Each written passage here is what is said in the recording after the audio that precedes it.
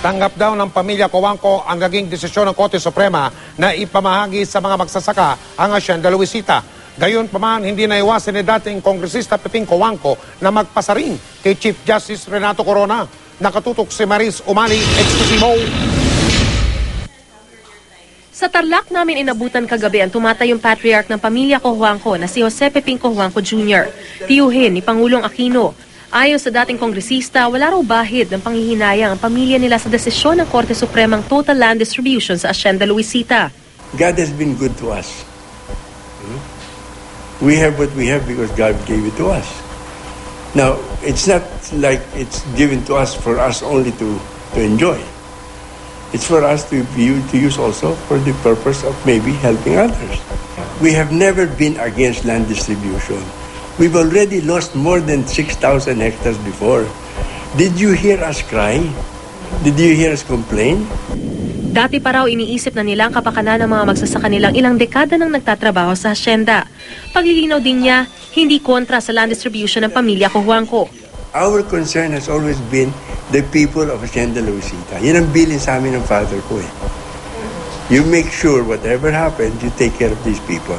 We have never objected against land distribution.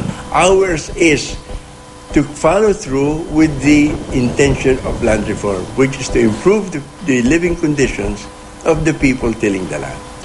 Nang umapela raw sila noon sa desisyon ng Korte Suprema noong November 2011, ito ay para sa kapakanan daw ng 4,000 hacienda farmer na hindi kasama sa halos 6,300 farm worker beneficiaries na nasa listahan na isinumite sa Korte Suprema.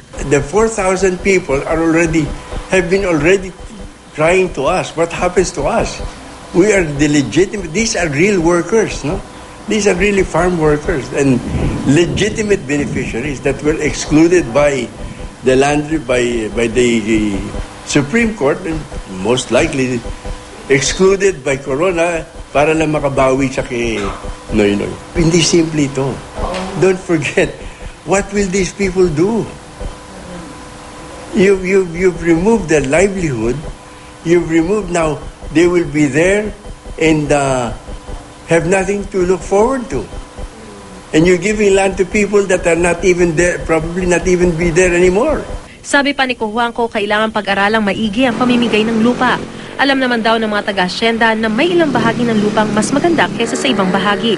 Bukod sa mga magsasakang mawawala ng pangkabuhayan, saan niya ay tila di pinag-aralang desisyon. Isa pang magiging sanhian niya ng problema ang di magiging patas na pagbabahagi ng lupa sa kanila. Sinagot din ni Cojuangco ang nakasaad sa desisyon ng Korte Suprema na ibinase sa 1989 land valuation ng Hacienda Luisita.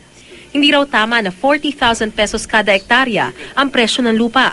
May proseso raw dapat na sundin para malaman ang value ng lupa sa hacienda.